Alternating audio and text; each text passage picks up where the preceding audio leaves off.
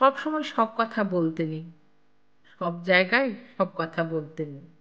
পরস্ত্রীর সৌন্দর্যের কথা আর অফিসের সঠিক মাইনের কথা নিজের বউকে বলতে নেই। হিন্দুদের সামনে গোমাংসের কথা বলতে নেই, রেলের কর্তাদের সামনে টাইম টেবিলের কথা বলতে নেই, ছেলে মেয়েদের পড়াশোনার ব্যাপারে শিক্ষকদের বলতে নেই, পুলিশকে সততার কথা বলতে নেই। যখনই যা মাথায় এলো বলে ফেলতে নেই।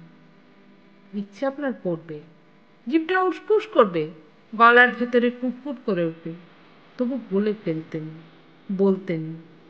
আপনি ভাববেন পরিকল্পনার পাঁচতলায় সব সারাই ভাওতা মারছে, ভাবতে পারেন, কিন্তু বলতেন।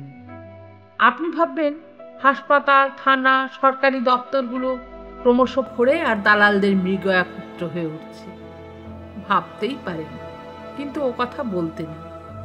এমনিতে বাজারে ছেড়ে দিলে 20 টাকা রোজের মুটে গিরিও জুটত না যে বেটার, রাজনীতির সোনার কাঠির ছোঁয়ায় সে বেটা গাড়ি বাড়ি করে জনগণের মাথায় চড়ে ব্রেক ড্যান্স করছে।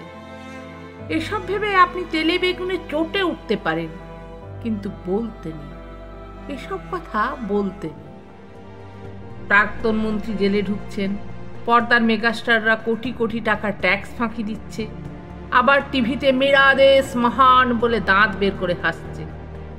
বাংলা সিনেমা বেদের মেয়ের পাল্লায় পড়ে সিঁদুর নিও না মুছে বলে আর্তনাদ করছে।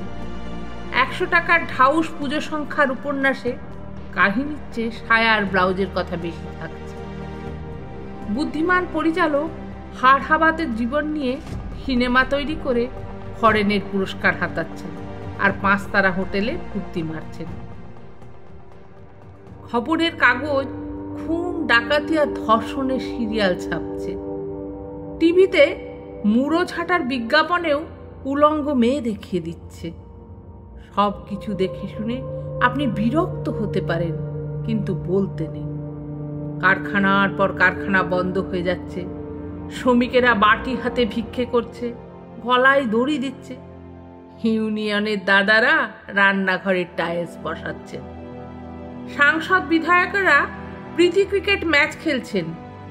দেখে শুনে আপনার বাপের নাম খগেন হয়ে যাচ্ছে, কিন্তু এসব কথা বলতেন। বলেছেন কি ফেসেছেন।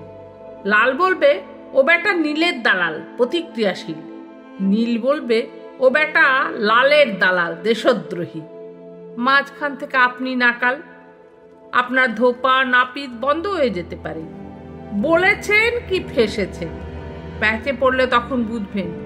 বাড়িতে চোর ঢুকে সব ফাঁক করে দিই। থানা বলবে বাড়িতে অত জিনিস রাখেন কেন, দিনকাল বোঝেন না, খালি বড় বড় কথা।